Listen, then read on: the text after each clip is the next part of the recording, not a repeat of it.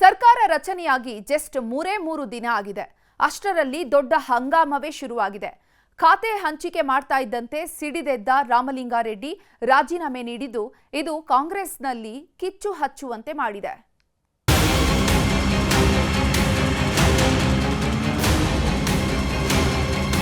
Shivakumar Bengaluru portfolio ನಿನಗೆ ಕೊಡ್ತೀನಪ್ಪ ಅಂತ ಹೇಳಿದ್ರು. ಅವರೇ ಕರೆದು ಕೊಡ್ತೀವಿ ಅಂತೇಳಿ ಆಮೇಲೆ ಬೇರೆಯವರಿಗೆ ಆಯಿತು. ಬೇಸರ ಆಗಿ ಈಗ ಆತ್ಮಸಾಕ್ಷಿ ವಿರುದ್ಧವಾಗಿ ಕೆಲಸ ಮಾಡೋಕ್ಕಾಗ್ತಿಲ್ಲ ಅಂತೇಳಿ ಇವತ್ತು ನಾನು ರಾಜೀನಾಮೆ ಕೊಡ್ತಾ ಇದ್ದೀನಿ. ಚರ್ಚೆ ಮಾಡಿ ಸಾರ್ಟ್ ಔಟ್ ಮಾಡ್ತೀನಿ, ನಥಿಂಗ್ ಟು ವರಿ. ಎಲ್ಲ ನಡೀತಾ ಇರುತ್ತೆ ರಾಜಕಾರಣದಲ್ಲಿ. ಒಂದು ರೀತಿ ಮ್ಯಾಸಿವ್ ವೇಕಪ್ ಕಾಲ್. ನೋಡ್ರಿ, ಯಾವ ಆಸ್ತಿ ಯಾರೊಬ್ಬನು ಸೋತೇನಲ್ಲ. ಸಿಎಂ ಆಗಿ ಅಧಿಕಾರ ಸ್ವೀಕರಿಸುತ್ತಿದ್ದಂತೆ ಹೊಸ ಹುಮ್ಮಸ್ಸಿನೊಂದಿಗೆ ಇತಿಹಾಸ ಸೃಷ್ಟಿಸುವ ಕನಸಿನೊಂದಿಗೆ ಕೆಲಸ ಶುರು ಮಾಡುವುದಕ್ಕೇನೋ ಡಿಕೆ ಶಿವಕುಮಾರ್ ಹೊರಟಿದ್ದಾರೆ. ಆದರೆ ಪ್ರಮಾಣವಚನ ತಗೊಂಡು 3ನೇ ದಿನ ಮುಗಿಯೋದ್ರೊಳಗೆ ಮೊದಲ ವಿಘ್ನ ಎದುರಾಗಿದೆ. ಸಿಎಂ ಮಾಡಿರುವ ಖಾತೆಗಳ ಹಂಚಿಕೆ ಕಾಂಗ್ರೆಸ್ನ ಹಿರಿಯ ಸಚಿವರಿಗೆ ಸರಿ ಹೋಗಿಲ್ಲ. ಕೊಟ್ಟ ಮಾತು ಉಳಿಸಿಕೊಂಡಿಲ್ಲ ಎಂಬ ಬೇಸರದೊಂದಿಗೆ ಸಚಿವ ಸ್ಥಾನಕ್ಕೆ ರಾಜೀನಾಮೆ ಬರೆದಿದ್ದಾರೆ ಹಿರಿಯ ನಾಯಕ ರಾಮಲಿಂಗಾರೆಡ್ಡಿ. ಬೆಂಗಳೂರು ಮೇಲೆ ಕಣ್ಣು ಕೊಡದಿದ್ದಕ್ಕೆ ರಾಜೀನಾಮೆ. ರೆಬೆಲ್ ರಾಮಲಿಂಗಾರೆಡ್ಡಿ ಅಜ್ಞಾತ ಸ್ಥಳಕ್ಕೆ ಹುಡುಕಾಡುತ್ತಿರೋ ಸಿಎಂ. ಬೆಂಗಳೂರು ನಗರಾಭಿವೃದ್ಧಿ ಬದಲು ಜಲಸಂಪನ್ಮೂಲ ಕೊಟ್ಟಿದ್ದಕ್ಕೆ ಸಚಿವ ರಾಮಲಿಂಗಾರೆಡ್ಡಿ ಸಿಟ್ಟಾಗಿದ್ದಾರೆ. ಸಚಿವ ಸ್ಥಾನಕ್ಕೆ ರಾಜೀನಾಮೆ ಕೊಟ್ಟು ಅಜ್ಞಾತ ಸ್ಥಳಕ್ಕೆ ತೆರಳಿದ್ದಾರೆ. ಅಜ್ಞಾತ ಸ್ಥಳಕ್ಕೆ ಹೋಗುವ ಮುನ್ನ ಅತ್ತಿಬೆಲೆ ಬಳಿ ಖಾಸಗಿ ಹೋಟೆಲ್ನಲ್ಲಿ ಮುಂದಿನ ನಡೆ ಬಗ್ಗೆ ಚರ್ಚೆ ಮಾಡಿದ್ದರು. ಆಪ್ತರು, ಪಕ್ಷದ ನಾಯಕರು ಮನವೊಲಿಕೆಗೆ ಆಗಮಿಸುತ್ತಾರೆ ಎಂದು ಮೊಬೈಲ್ ಸ್ವಿಚ್ ಆಫ್ ಮಾಡಿಕೊಂಡು ಯಾರ ಸಂಪರ್ಕಕ್ಕೂ ಸಿಗುತ್ತಿಲ್ಲ. ಮಾನ್ಯರೇ, ನನಗೆ ತಮ್ಮ ಸಚಿವ ಸಂಪುಟದಲ್ಲಿ ಸಚಿವ ಸ್ಥಾನ ನೀಡಿದ್ದಕ್ಕೆ ತಮಗೂ ಹಾಗೂ ಕಾಂಗ್ರೆಸ್ ಪಕ್ಷಕ್ಕೆ ನನ್ನ ಧನ್ಯವಾದಗಳು. ನಾನು ನನ್ನ ಆತ್ಮಸಾಕ್ಷಿ ವಿರುದ್ಧವಾಗಿ ಕಾರ್ಯನಿರ್ವಹಿಸಲು ಸಾಧ್ಯವಾಗದ ಕಾರಣ ಸಚಿವ ಸ್ಥಾನಕ್ಕೆ ರಾಜೀನಾಮೆ ಸಲ್ಲಿಸುತ್ತಿದ್ದೇನೆ. ನನ್ನ ರಾಜೀನಾಮೆಯನ್ನು ಅಂಗೀಕರಿಸಬೇಕೆಂದು ಕೋರುತ್ತೇನೆ. ನಾನು ಶಾಸಕನಾಗಿ ಹಾಗೂ ಕಾಂಗ್ರೆಸ್ ಪಕ್ಷದ ಕಾರ್ಯಕರ್ತನಾಗಿ ಮುಂದುವರಿಯುತ್ತೇನೆ. ವಂದನೆಗಳೊಂದಿಗೆ ರಾಮಲಿಂಗಾರೆಡ್ಡಿ, ಶಾಸಕರು, ಬಿಟಿಎಂ ವಿಧಾನಸಭಾ ಕ್ಷೇತ್ರ. ಶಿವಕುಮಾರ್ ಅವರನ್ನು ಕೂಡ ನಾನು ಮಂತ್ರಿ ಮಾಡಿಕೊಳ್ಳಿ ಅಂತ ಕೇಳಲಿಲ್ಲ, ಅಥವಾ ಸಿದ್ದರಾಮಯ್ಯನವ್ರ ಹತ್ರ ಹೋಗಿ ನಾನು ಮಂತ್ರಿ ಮಂಡಳಿಯಲ್ಲಿ ಸೇರಿಸಿ ಅಂತ ಹೇಳಲಿಲ್ಲ, ಅಥವಾ ಹೈಕಮಾಂಡ್ಗೆ ಹೋಗಿ ನನ್ನ ಮಂತ್ರಿ ಮಾಡಿ ಅಂತ ನಾನೇನು ಕೇಳಿರಲಿಲ್ಲ. ಮಾಡಿದ್ದಾರೆ, ಸಂತೋಷ. ಮತ್ತು ಅವತ್ತೇ ಶಿವಕುಮಾರ್ ಬೆಂಗಳೂರು ಪೋರ್ಟ್ಫೋಲಿಯೋ ನಿನಗೆ ಕೊಡ್ತೀನಪ್ಪ ಅಂತ ಹೇಳಿದರು. ಆಯಿತು ಅಂತ ಬಂದೆ. ನಾನು ಅದನ್ನು ಕೇಳಿರಲಿಲ್ಲ, ಅವರಿಗೆ ಅದನ್ನು ಕೇಳಲಿಲ್ಲ. ಅವರೇ ವಾಲಂಟಿಯರಾಗಿ ಹೇಳಿದರು. ಆಮೇಲೆ ನೋಡಿದ್ರೆ ಈಗ ಜಲಸಂಪನ್ಮೂಲ ಕೊಟ್ಟಿದ್ದಾರೆ. ಹೀಗೆ ರಾಜೀನಾಮೆ ಪತ್ರವನ್ನ ರಾಮಲಿಂಗಾರೆಡ್ಡಿ ಅವರು ಬರೆಯೋದಿಕ್ಕೆ ಕಾರಣವಿದೆ. ಅದುವೇ ಡಿಕೆ ಶಿವಕುಮಾರ್ ಹಿಂದೆ ಕೊಟ್ಟ ಮಾತು ಹಾಗೂ ಈಗ ತಪ್ಪಿರುವ ನಡೆ. 2023ರಲ್ಲಿ ಸಿದ್ದು ಸರ್ಕಾರದಲ್ಲೂ ಬೆಂಗಳೂರು ನಗರಾಭಿವೃದ್ಧಿ ಇಲಾಖೆ ಭರವಸೆ ಕೊಡಲಾಗಿತ್ತು. ಭರವಸೆ ಕೊಟ್ಟ 3 ದಿನಗಳಲ್ಲಿ ಸಾರಿಗೆ ಇಲಾಖೆ ಕೊಟ್ಟಿದ್ದರು ಸಿದ್ದರಾಮಯ್ಯ. ಆಗಲೂ ಸಿಟ್ಟಾಗಿದ್ದ ರಾಮಲಿಂಗಾರೆಡ್ಡಿ ಸಿದ್ದರಾಮಯ್ಯ ಸಂಪುಟದಲ್ಲಿ ಮುಂದುವರಿಯೋದಿಲ್ಲ ಎಂದಿದ್ದರಂತೆ. ಆಗ ರಾಮಲಿಂಗಾರೆಡ್ಡಿ ಮನೆಗೆ ಬಂದು ಸಂಧಾನ ಮಾಡಿದ್ದರು ಡಿಕೆ ಶಿವಕುಮಾರ್ ಹಾಗೂ ಡಿಕೆ ಸುರೇಶ್. 2.5 ವರ್ಷಗಳ ಬಳಿಕ ನಾನೇ ಸಿಎಂ ಆಗ್ತೇನೆ, ಆಗ ಕೊಡ್ತೇನೆ ಎಂದಿದ್ದರಂತೆ ಡಿಕೆಶಿ. ಮೊನ್ನೆ ಪ್ರಮಾಣ ವಚನಕ್ಕೂ ಮೊದಲು ಭರವಸೆ ನೀಡಿದ್ದರಂತೆ. ಹೀಗೆ 2 ಬಾರಿ ಭರವಸೆ ಕೊಟ್ಟು ಮೋಸ ಮಾಡಿದ್ರು ಅನ್ನೋದು ರೆಡ್ಡಿ ವಾದ. ಅದರೊಂದಿಗೆ ಡಿಕೆ ಶಿವಕುಮಾರ್ ಕೊಟ್ಟ ಮಾತು ಉಳಿಸಿಕೊಳ್ಳಲಿಲ್ಲ ಎನ್ನುವುದನ್ನ ರಾಮಲಿಂಗಾರೆಡ್ಡಿ ಬಹಿರಂಗಪಡಿಸಿದ್ದಾರೆ. ತಾವು ಯಾವ ಕಾರಣಕ್ಕೆ ರಾಜೀನಾಮೆ ಕೊಟ್ಟಿರೋದು ಎನ್ನುವುದನ್ನ ಸ್ಪಷ್ಟವಾಗಿಯೇ ಜನರಿಗೆ ಮಾಹಿತಿ ನೀಡಿ ಮಂತ್ರಿ ಸ್ಥಾನ ತ್ಯಜಿಸಿದ್ದಾರೆ. ಹೀಗೆ ರಾಮಲಿಂಗಾರೆಡ್ಡಿ ರಾಜೀನಾಮೆ ನೀಡುತ್ತಲೇ ಬಿಟಿಎಂ ಲೇಔಟ್, ಜಯನಗರ, ಕೋರಮಂಗಲದಲ್ಲಿ ಬೆಂಬಲಿಗರು ಆಕ್ರೋಶ ಹೊರಹಾಕಿದ್ರು. ಕೋರಮಂಗಲದಲ್ಲಿ ಶಾಸಕರ ಕಚೇರಿ ಬಳಿ ಜಮಾಯಿಸಿದ ಬೆಂಬಲಿಗರು ರಾಮಲಿಂಗಾರೆಡ್ಡಿ ಕಾರಿಗೆ ಅಡ್ಡಲಾಗಿ ಮಲಗಿ ಪ್ರತಿಭಟನೆ ನಡೆಸಿದ್ರು. ಇಷ್ಟಕ್ಕೆ ಸುಮ್ಮನಾಗಲಿಲ್ಲ ರೆಡ್ಡಿ ಬೆಂಬಲಿಗರು. ತಾನು ಕಾಂಗ್ರೆಸ್ ಪಕ್ಷದ ಶಾಸಕನಾಗಿ ಮುಂದುವರಿಯುತ್ತೇನೆ ಎಂದು ರಾಮಲಿಂಗಾರೆಡ್ಡಿ ಅವರು ಹೇಳಿದ್ದರು. ಬೆಂಬಲಿಗರು ಮಾತ್ರ ಕಾಂಗ್ರೆಸ್ಗೆ ಸಾಮೂಹಿಕ ರಾಜೀನಾಮೆ ಸಲ್ಲಿಸಿದ್ದಾರೆ. ಮತ್ತೊಂದೆಡೆ ಡಿಕೆಶಿ ಹಳೆ ಮಾತನ್ನ ನೆನಪಿಸಿದ ರಾಮಲಿಂಗಾರೆಡ್ಡಿ ಬೆಂಬಲಿಗರು word power is world power ಎಂದು ಸಾಮಾಜಿಕ ಜಾಲತಾಣದಲ್ಲಿ ಪೋಸ್ಟರ್ ಹರಿಬಿಟ್ಟಿದ್ದಾರೆ. ಈ ಮಧ್ಯೆ ರಾಮಲಿಂಗಾರೆಡ್ಡಿ ಮಾತಿನ ಬಗ್ಗೆ ಸಿಎಂ ಸ್ಪಷ್ಟನೆ ಕೊಟ್ಟರು. ನಾನು ಹಾಗೂ ನನ್ನ ತಮ್ಮ ಹೋಗಿ ಮಾತು ಕೊಟ್ಟಿದ್ದು ನಿಜ. ಬೆಂಗಳೂರು ಅಭಿವೃದ್ಧಿ ಖಾತೆ ಕೊಡಿಸ್ತೀವಿ ಅಂತ ಹೇಳಿದ್ವಿ. ಆದರೆ ಈಗ ಆಗಿರೋದು ಹೈಕಮಾಂಡ್ ನಿರ್ಧಾರ, ಏನ್ ಮಾಡೋದು ಎಂದಿದ್ದಾರೆ. ನಾನು ಅವ್ರಿಗೆ ಆದಮೇಲೆ ನಾನು ಮುಂದಕ್ಕೆ ಬಂದಾಗ ನಿನಗೆ ಈ ಖಾತೆ ಕೊಡ್ತೀನಿ ಅಂತ ಹೇಳಿದ್ದು ನಿಜ. ನಾನು ನನ್ನ ತಮ್ಮ ಹೋಗಿ ಕನ್ವಿನ್ಸ್ ಮಾಡಿ ಟ್ರಾನ್ಸ್ಪೋರ್ಟ್ ಕೊಟ್ಟಾಗ ಸುಧಾಕರ್ ಹತ್ರ ಮುಜರಾಯಿ ತೆಗೆದು ಕೊಟ್ಟಿದ್ದು ನಿಜ. ಅದು ಹೈಕಮಾಂಡ್ ಅವರು ಒಂದು ತೀರ್ಮಾನವನ್ನು ಮಾಡಿದ್ದಾರೆ. ಸೊ ಅದಕ್ಕೆ ಕೃಷ್ಣ ಬೈರೇಗೌಡರಿಗೆ ಅದನ್ನು ಬೆಂಗಳೂರು ನಗರವನ್ನು ಕೊಟ್ಟಿದ್ದಾರೆ. ನಾನು ಕೇಳಿದೆ ಅವ್ರಿಗೆ, ಈಗ ಪಕ್ಷದಲ್ಲಿ ಒಂದು ತೀರ್ಮಾನ ಮಾಡಿರುವಾಗ ಅವರು ಹೈಕಮಾಂಡ್ ಅವರು, ನಾನು ಅದಕ್ಕೆ ಪ್ರಯತ್ನ ಮಾಡಿದೆ, ನೋಡೋಣ, ಇರಲಿ, ಅದಾಗಿದೆ. ರಾಮಲಿಂಗಾರೆಡ್ಡಿ ರಾಜೀನಾಮೆ ಬಗ್ಗೆ ರಾಹುಲ್ ಗಾಂಧಿ ಗಮನಕ್ಕೆ ತಂದಿದ್ದಾರೆ ಸುರ್ಜೇವಾಲಾ ಮತ್ತು ವೇಣುಗೋಪಾಲ್. ಮಲ್ಲಿಕಾರ್ಜುನ್ ಖರ್ಗೆ ನಾಮಪತ್ರ ಸಲ್ಲಿಕೆ ಬಳಿಕ ರಾಹುಲ್ ಗಾಂಧಿ ಜೊತೆ ರಾಜ್ಯ ನಾಯಕರು ಲಂಚ್ ಮೀಟಿಂಗ್ ಮಾಡಿದ್ದರು. ಸಚಿವರ ಅಸಮಾಧಾನ, ಖಾತೆ ಬಗ್ಗೆ ಸುರ್ಜೇವಾಲಾ ಮಾಹಿತಿ ನೀಡಿದರು. ಸಮಸ್ಯೆಗಳೆಲ್ಲವನ್ನ ಶೀಘ್ರವೇ ಬಗೆಹರಿಸಿ ಎಂದು ರಾಹುಲ್ ಸೂಚನೆ ಕೊಟ್ಟಿದ್ರು. ಪಕ್ಷಕ್ಕೆ ಡ್ಯಾಮೇಜ್ ಆಗುವ ಆತಂಕದಿಂದ ಶೀಘ್ರವೇ ಎಲ್ಲವನ್ನ ಬಗೆಹರಿಸುವಂತೆ ತಾಕೀತು ಮಾಡಿದ್ರು. ಅಷ್ಟೊತ್ತಿಗಾಗಲೇ ಇಂಥ ಪ್ರಕರಣಗಳು ಪಕ್ಷಕ್ಕೆ, ಸರ್ಕಾರಕ್ಕೆ ಎಚ್ಚರಿಕೆಯ ಗಂಟೆ ಅನ್ನೋದನ್ನ ನಾಯಕರು ಸಾರಿದ್ದರು. ಸಂಬಂಧಪಟ್ಟಿರ್ತಕ್ಕಂಥ ನಾಯಕರು ಇಂಥ ಸಂದರ್ಭದಲ್ಲಿ ತಕ್ಷಣ ಗಂಭೀರವಾಗಿರ್ತಕ್ಕಂಥ ಗಮನವನ್ನು, ಲಕ್ಷ್ಯವನ್ನು ಅವರು ಇತ್ತ ಹರಿಬಿಡಬೇಕು. ಒಂದು ರೀತಿ ಮ್ಯಾಸಿವ್ ವೇಕಪ್ ಕಾಲ್. ಎಲ್ಲರ ಎಕ್ಸ್ಪೆಕ್ಟೇಷನ್ಸ್ ಭಾಳ ಹೈ ಆಗಿದ್ದಾವೆ.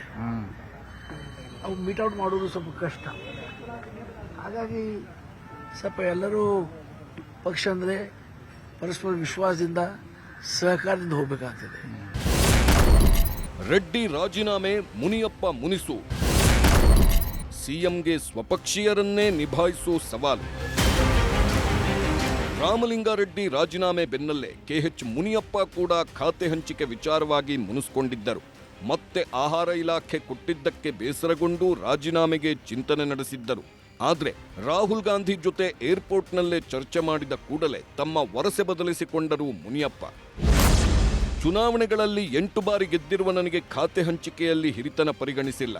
ಈ ರೀತಿ ಮಾಡಿದ್ರೆ ಮುಂದೆ 2028ಕ್ಕೆ ಕಷ್ಟ ಆಗುತ್ತದೆ. ಜನಸೇವೆ ಮಾಡುವಂಥ ಖಾತೆಗೆ ಮನವಿ ಮಾಡಿದ್ದೇನೆ.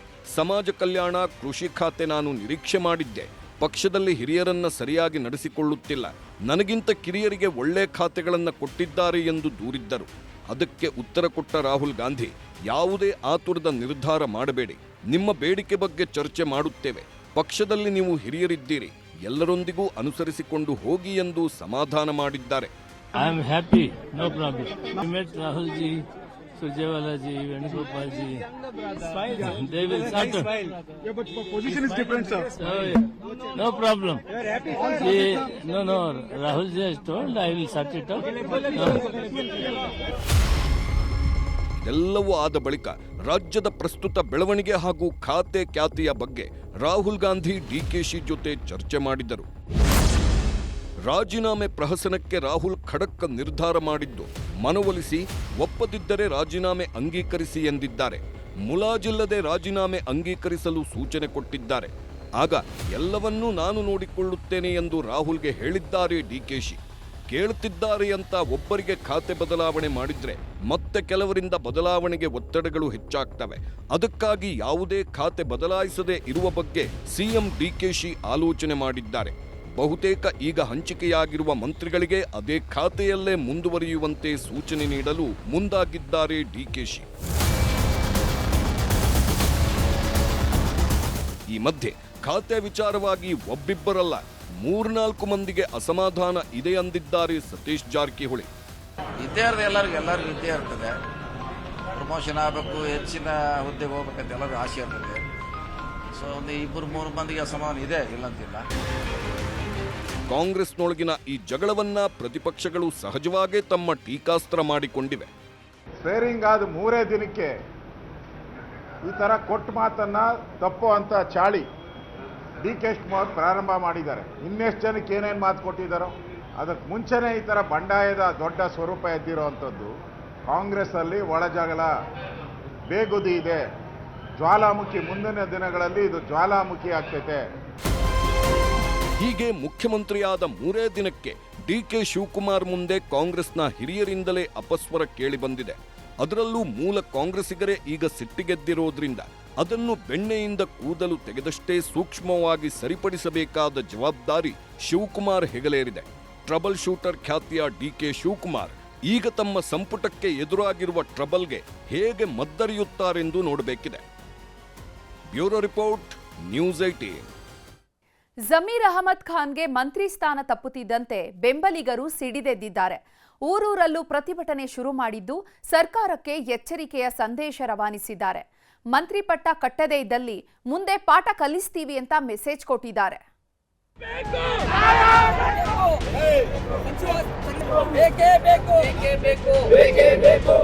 ಇಡೀ ಸಮಾಜಕ್ಕೆ ಇವತ್ತು ಬೆನ್ನುಕ್ಕೆ ಚೂರಿ ಹಾಕೋ ಕೆಲಸ ಮಾಡಿದ್ದಾರೆ ಈ ಹೈಕಮಾಂಡ್ ಅವರು. ಜಮೀರ್ ಅಹಮದ್ ಖಾನ್ ಕಾಂಗ್ರೆಸ್ ಪಾಲಿನ ಹಿರಿಯ ನಾಯಕ, ಮುಸ್ಲಿಂ ವೋಟ್ ಬ್ಯಾಂಕ್ನ ಮಾಸ್ ಲೀಡರ್. ಹೀಗಾಗಿಯೇ ಸಿದ್ದು ಸರ್ಕಾರ ಆಗಿರೋವರೆಗೂ ಜಮೀರ್ ಗತ್ತು ಬೇರೆ ಲೆವೆಲ್ಗೆ ಇತ್ತು.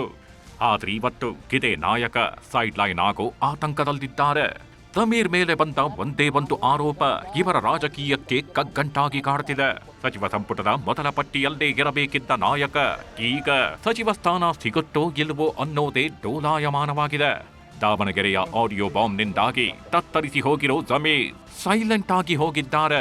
ಯಾವಾಗ ಅಲ್ಪಸಂಖ್ಯಾತ ನಾಯಕನ ಮೇಲೆ ಆಡಿಯೋ ಬಾಂಬ್ ಬಿತ್ತು, ಜಮೀರ್ ಬೆಂಬಲಿಗರು ಸಿಡಿದೆದ್ದಿದ್ದಾರೆ. ರಾಜ್ಯದ ಬಹುತೇಕ ಜಿಲ್ಲೆಗಳಲ್ಲಿ ಪ್ರತಿಭಟನೆ ನಡೆಸುತ್ತಿದ್ದಾರೆ. ಜಮೀರ್ ಪರ ಅಭಿಮಾನಿಗಳ ರಣಾಕ್ರೋಶ. ಊರೂರಲ್ಲೂ ಪ್ರೊಟೆಸ್ಟ್, ಹೈಕಮಾಂಡ್ ವಿರುದ್ಧ ಸಿಟ್ಟು. ಬೆಂಗಳೂರಲ್ಲಿ ಇವತ್ತು ಜಮೀರ್ ಅಹಮದ್ ಅಭಿಮಾನಿಗಳು ಅಕ್ಷರಶಃ ಸಿಡಿದೆದ್ದಿದ್ರು.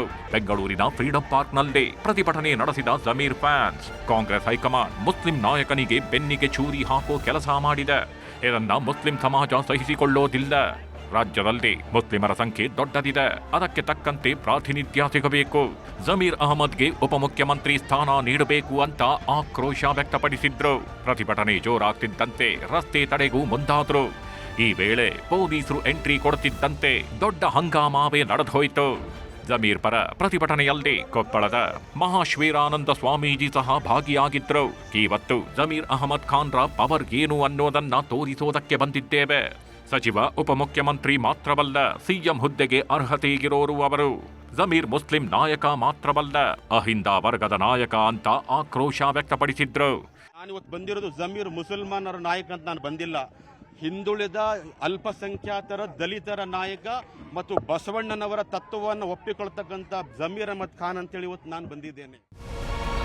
ಬೆಂಗಳೂರು ಮಾತ್ರವಲ್ಲ, ರಾಜ್ಯದ ಬಹುತೇಕ ಜಿಲ್ಲೆಗಳಲ್ಲಿ ಜಮೀರ್ ಅಭಿಮಾನಿಗಳು ಬೀದಿಗಿಳಿದಿದ್ದಾರೆ. ಚಿಕ್ಕಮಗಳೂರಿನಲ್ಲಿ ಜಮೀರ್ ಬೆಂಬಲಿಗರ ಆಕ್ರೋಶ ಜೋರಾಗಿದ್ದು, ಜಾಮಿಯಾ ಮಸೀದಿ ಬಳಿ ನೂರಾರು ಮುಸ್ಲಿಂ ಮುಖಂಡರು ಪ್ರತಿಭಟನೆ ನಡೆಸಿದ್ದಾರೆ. ಜಮೀರ್ ಅವರಿಗೆ ಸಚಿವ ಸ್ಥಾನ ನೀಡಬೇಕು, ಆಡಿಯೋ ಆರೋಪ ಮಾಡಿರೋದು ಸುಳ್ಳು, ಒಂದು ವೇಳೆ ಸಚಿವ ಸ್ಥಾನ ನೀಡದಿದ್ರೆ ಉಗ್ರ ಹೋರಾಟ ಮಾಡೋದಾಗಿ ಎಚ್ಚರಿಕೆ ನೀಡಿದ್ದಾರೆ. ದಲಿತರ ನಾಯಕ, ನಮ್ಮ ನಾಯಕ, ಮನಮೆಚ್ಚುವ ನಾಯಕ ಜಮೀರ್ ಅಹಮದ್ ಖಾನ್ಗೆ. ಹುಬ್ಬಳ್ಳಿಯಲ್ಲೂ ಜಮೀರ್ ಬೆಂಬಲಿಗರ ಆಕ್ರೋಶ ಜೋರಾಗಿದೆ. ಫತೇಶಾವಲಿ ದರ್ಗದ ಬಳಿ ನೂರಾರು ಮಂದಿ ಪ್ರತಿಭಟನೆ ನಡೆಸಿದ್ದು, ಜಮೀರ್ ಅಹಮದ್ಗೆ ಸಚಿವ ಸ್ಥಾನ ನೀಡಬೇಕು ಅಂತ ಒತ್ತಾಯಿಸಿದ್ದಾರೆ. ಒಂದು ವೇಳೆ ಸಚಿವ ಸ್ಥಾನ ನೀಡದೇ ಇದ್ದಲ್ಲದೆ ಮುಂದಿನ ಚುನಾವಣೆಯಲ್ಲಿ ತಕ್ಕ ಪಾಠ ಕಲಿಸ್ತೀವಿ ಅಂತ ಸರ್ಕಾರಕ್ಕೆ ಎಚ್ಚರಿಕೆ ನೀಡಿದ್ದಾರೆ. ಜಮೀರ್ಗೆ ಮೊದಲ ಪಟ್ಟಿಯಲ್ಲದೆ ಸಚಿವ ಸ್ಥಾನ ಕೈತಪ್ಪಿದ್ದಂತೆ ಬೆಂಬಲಿಗರ ಆಕ್ರೋಶ ಕ್ಷಣ ಕ್ಷಣಕ್ಕೂ ಹೆಚ್ಚಾಗ್ತಿದೆ. ಜಮೀರ್ ಮೇಲೆ ಬಂದಿರೋ ಆಡಿಯೋ ಆರೋಪ ಸುಳ್ಳು. ರಾಜ್ಯದಲ್ಲಿ ಕಾಂಗ್ರೆಸ್ ಬರಲು ಜಮೀರ್ ಅಹಮದ್ ಪಾತ್ರ ದೊಡ್ಡದಿದೆ.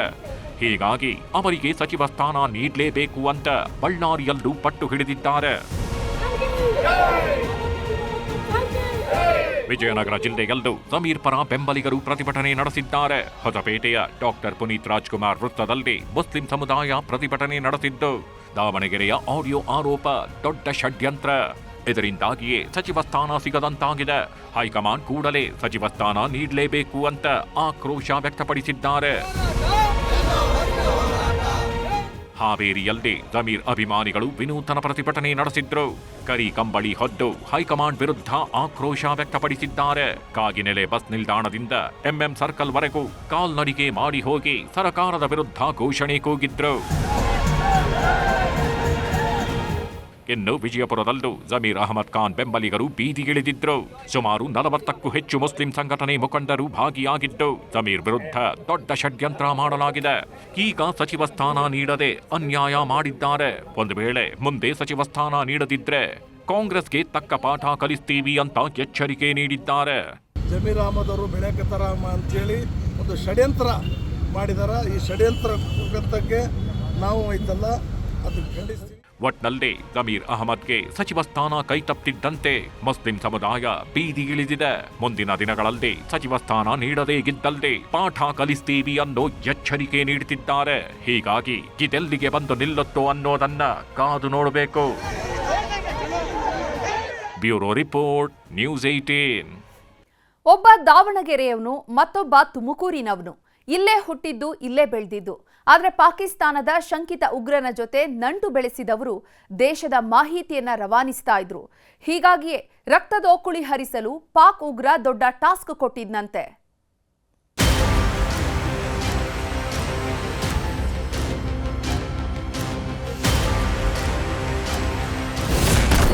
ಪಾಕಿಸ್ತಾನ ಟು ತುಮಕೂರು ಉಗ್ರರ ಲಿಂಕ್. ಪಾಕ್ ಉಗ್ರರ ಸ್ನೇಹ ಇಬ್ಬರಿಗೆ ಬಿತ್ತು ಕೋಳ. ಶತ್ರುಗಳ ಸಂಚನ್ನಾದ್ರೂ ಅರಿಯಬಹುದು, ಆದರೆ ಹಿತಶತ್ರುಗಳ ಹೆಜ್ಜೆ ತಿಳಿಯೋದಕ್ಕಾಗಲ್ಲ ಅಂತಾರಲ್ಲ. ಈ ಮಾತು 100ಕ್ಕೆ 100 ಸತ್ಯ. ಯಾಕಂದ್ರೆ ನಮ್ಮೊಳಗೆ ಇರ್ತಾರೆ, ನಮ್ಮಂತೆಯೇ ನಟನೆ ಮಾಡ್ತಾರೆ, ಕೊನೆಗೆ ಸಣ್ಣದೊಂದು ಸುಳಿವನ್ನು ಕೊಡದೆ ಅಟ್ಟಹಾಸ ಮೆರೀತಾರೆ.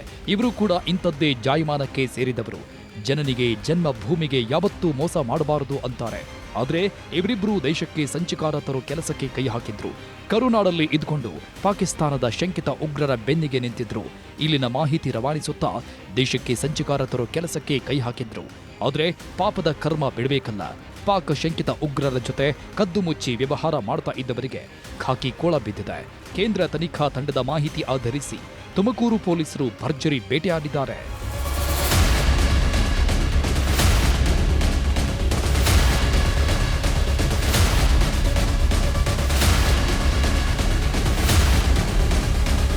ಹುಟ್ಟಿದ್ದಿಲ್ಲೇ, ಬೆಳೆದಿದ್ದಿಲ್ಲೇ, ಸರ್ಕಾರದ ಎಲ್ಲ ಸವಲತ್ತು ಪಡೆದುಕೊಂಡಿದ್ದೂ ಕೂಡ ಇಲ್ಲೇ.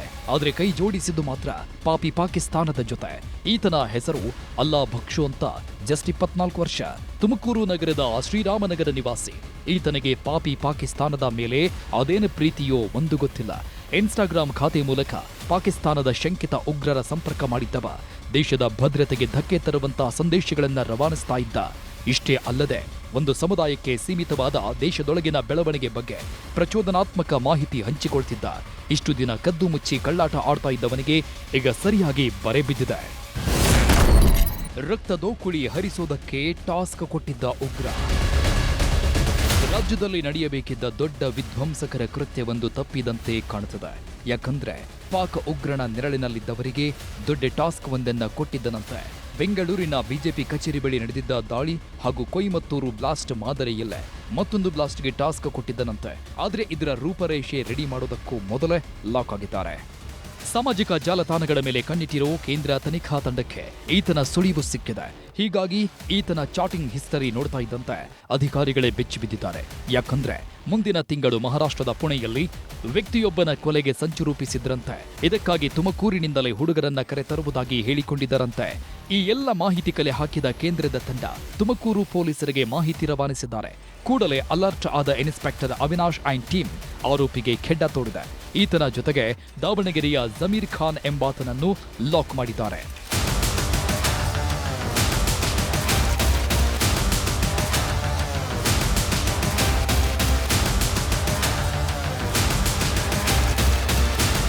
ಇಬ್ಬರನ್ನ ಬಂಧಿಸಿರೋ ಪೊಲೀಸರು ಇವರ ಜಾಲ ಎಲ್ಲೆಲ್ಲಿ ಹರಡಿದೆ ಅಂತ ಜಾಲಾಡ್ತಿದ್ದಾರೆ. ಕರ್ನಾಟಕದ ಬೇರೆ ಯುವಕರ ಜೊತೆಗೂ ಸಂಪರ್ಕದಲ್ಲಿದ್ರ ಅಂತ ತನಿಖೆ ನಡೆಸುತ್ತಿದ್ದಾರೆ. ಒಟ್ನಲ್ಲಿ ದೇಶಕ್ಕೆ ಸಂಚಕಾರ ತರೋದಕ್ಕೆ ಹೊರಟವರಿಗೆ ತಕ್ಕ ಪಾಠ ಕಲಿಸಬೇಕಿದೆ. ವಿಠಲ್, ನ್ಯೂಸ್ 18 ತುಮಕೂರು. ಕರುನಾಡಲ್ಲಿ ಮುಂಗಾರು ಮಳೆ ಅಬ್ಬರ ಶುರುವಾಗಿದೆ. ಕರಾವಳಿ ಜಿಲ್ಲೆಯಲ್ಲಿ ಬಿಟ್ಟು ಬಿಡದೆ ಮಳೆಯಾಗ್ತಾ ಇದ್ದು ಅನ್ನದಾತರ ಮುಖದಲ್ಲಿ ಮಂದಹಾಸ ಮೂಡಿಸಿದೆ. ಭಾರೀ ಮಳೆಯ ಹೊಡೆತಕ್ಕೆ ರಸ್ತೆಗಳೇ ಕೊಚ್ಚಿ ಹೋಗೋದಕ್ಕೆ ಶುರುವಾಗಿವೆ.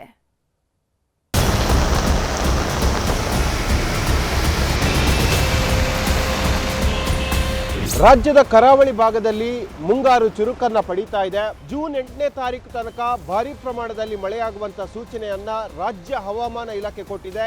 ಕರುನಾಡಲ್ಲಿ ಇಷ್ಟು ದಿನ ಮಳೆಯಾಗಿದ್ದು ಬೇರೆ, ಇನ್ಮೇಲೆ ಮಳೆಯಾಗುವುದು ಬೇರೆ. ಯಾಕಂದ್ರೆ ಅಧಿಕೃತವಾಗಿ ಈಗ ರಾಜ್ಯದಲ್ಲಿ ಮುಂಗಾರು ಮಳೆ ಶುರುವಾಗಿದೆ. ರಾಜ್ಯದ ಕರಾವಳಿ ಭಾಗದಲ್ಲಿ ಮುಂಗಾರಿನ ಆರಂಭ ಶುರುವಾಗಿದ್ದು ಜನ ಪರದಾಡೋದಕ್ಕೆ ಶುರು ಮಾಡಿದ್ದಾರೆ. ಮಂಗಳೂರು, ಪುತ್ತೂರು, ಉಡುಪಿ ಜಿಲ್ಲೆಗಳಲ್ಲಿ ಬೆಳಗ್ಗೆಯಿಂದಲೇ ಜಿಟಿ ಮಳೆ ಶುರುವಾಗಿದೆ.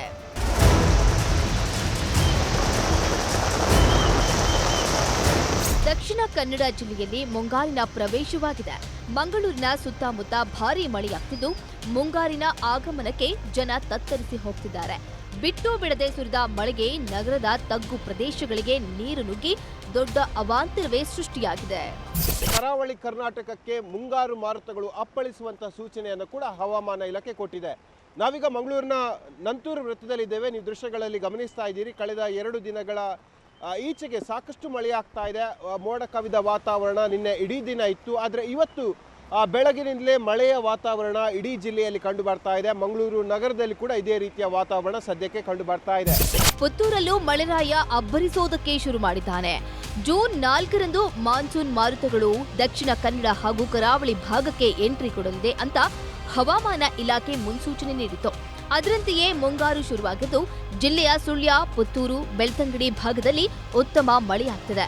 ಜಿಲ್ಲೆಯಾದ್ಯಂತ ಮೋಡ ಕವಿದ ವಾತಾವರಣ ಸೃಷ್ಟಿಯಾಗಿದ್ದು ಮುಂದಿನ 3 ದಿನಗಳ ಕಾಲ ಭಾರೀ ಮಳೆಯಾಗಲಿದೆಯಂತೆ.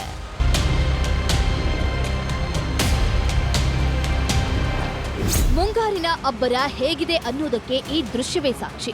ಮಂಗಳೂರು ಗಡಿ ಭಾಗದ ಕಾಸರಗೋಡಿನಲ್ಲಿ ವರುಣದೇವ ಅಬ್ಬರಿಸಿ ಬೊಬ್ಬಿರಿದಿದ್ದಾನೆ. ಬಿಟ್ಟು ಬಿಡದೆ ಸುರಿಯುತ್ತಿರೋ ಮಳೆಗೆ ಮುಗಿಲೆತ್ತರದ ಕಾಂಪೌಂಡ್ ನೆಲಕಚ್ಚಿ ಹೋಗಿದೆ. ಮಳೆ ಹೊಡೆತಕ್ಕೆ ಒಮ್ಮೆಲೆ ಧರೆಗುರುಳಿದ್ದು ಸಿಸಿಟಿವಿಯಲ್ಲಿ ದೃಶ್ಯ ಸೆರೆಯಾಗಿದೆ. ಅದೃಷ್ಟವಶಾತ್ ಮಕ್ಕಳು ಇಲ್ಲದ ಕಾರಣ ದೊಡ್ಡ ಅಪಾಯ ತಪ್ಪಿದಂತಾಗಿದೆ.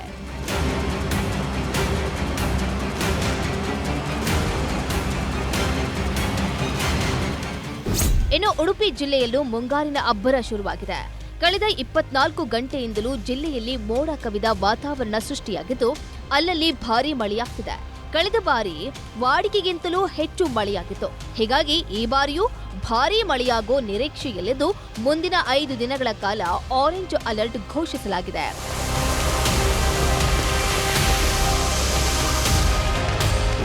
ರಾಜ್ಯಕ್ಕೆ ಮುಂಗಾರು ಎಂಟ್ರಿ ಆಗ್ತಿದ್ದಂತೆ ರಾಜ್ಯದ ಹಲವು ಭಾಗಗಳಲ್ಲಿ ವರುಣನ ಅಬ್ಬರ ಶುರುವಾಗಿದೆ. ಚಿಕ್ಕೋಡಿಯಲ್ಲಿ ಬೆಳಗ್ಗೆಯಿಂದಲೇ ಜಿಟಿ ಮಳೆಯಾಗ್ತಿದ್ದು ಮೋಡ ಕವಿದ ವಾತಾವರಣ ಸೃಷ್ಟಿಯಾಗಿದೆ. ತಾಲೂಕಿನ ಹಲವು ಭಾಗಗಳಲ್ಲಿ ವರುಣದೇವ ಅಬ್ಬರಿಸಿದ್ದು ಗುಡುಗು ಸಿಡಿಲಿನ ಅಬ್ಬರ ಜೋರಾಗಿದೆ. ಸುಮಾರು ಅರ್ಧ ಗಂಟೆಗೂ ಹೆಚ್ಚು ಕಾಲ ಸುರಿದ ಮಳೆ ರೈತರ ಮುಖದಲ್ಲಿ ಮಂದಹಾಸ ಮೂಡಿಸಿದೆ. ಒಟ್ನಲ್ಲಿ ರಾಜ್ಯದಲ್ಲಿ ಮುಂಗಾರಿನ ಅಬ್ಬರ ಶುರುವಾಗಿದ್ದು ರೈತರು ಕೃಷಿ ಚಟುವಟಿಕೆ ಶುರು ಮಾಡಿದ್ದಾರೆ. Bureau report, news 18. ವಿಜಯಪುರ ಜಿಲ್ಲೆಯಲ್ಲಿ ಚಡ್ಡಿ ಗ್ಯಾಂಗ್ ಭಯ ಶುರುವಾಗಿದೆ. ರಾತ್ರಿಯಾದರೆ ಸಾಕು ಹೊಂಚು ಹಾಕಿ ಬರುವಂತಹ ಗ್ಯಾಂಗ್ ಕಣ್ಣಿಟ್ಟ ಮನೆಯನ್ನ ಗುಡಿಸಿ ಗುಂಡಾಂತರ ಮಾಡ್ತಿದ್ದಾರೆ.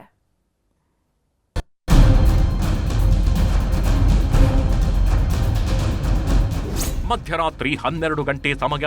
ಮನೆಯ ಅಂಗಳದಲ್ಲೇ ಜನ ಮಲಗಿದ್ದಾರೆ. ಮನೆಗೆ ಚಿಲಕವನ್ನು ಹಾಕಿದ್ದಾರೆ. ಆದರೆ ಈ ಚಡ್ಡಿ ಗ್ಯಾಂಗ್ಗೆ ಯಾರ ಭಯವೂ ಇಲ್ಲ. ಸದ್ದು ಸಪ್ಪಳ ಮಾಡದೆ ಮನೆಗೆ ನುಗ್ಗಿದವರು ಮನೆ ಮಂದಿ ಕಣ್ಬಿಡೋದಕ್ಕೂ ಮೊದಲೇ ಮನೆಯನ್ನೇ ಗುಡಿಸಿ ಗುಂಡಾಂತರ ಮಾಡಿದ್ದಾರೆ. ವಿಜಯಪುರದಲ್ಲಿ ಚಡ್ಡಿ ಗ್ಯಾಂಗ್ ಅಟ್ಟಹಾಸ. ಮೆಲ್ಲಗೆ ಬರ್ತಾರೆ, ಸಣ್ಣ ಸಪ್ಪಳ ಮಾಡದಂತೆ ಕದೀತಾರೆ. ವಿಜಯಪುರ ಜಿಲ್ಲೆಯ ಗ್ರಾಮೀಣ ಭಾಗದಲ್ಲಿ ಚಡ್ಡಿ ಗ್ಯಾಂಗ್ ಹಾವಳಿ ಶುರುವಾಗಿದೆ.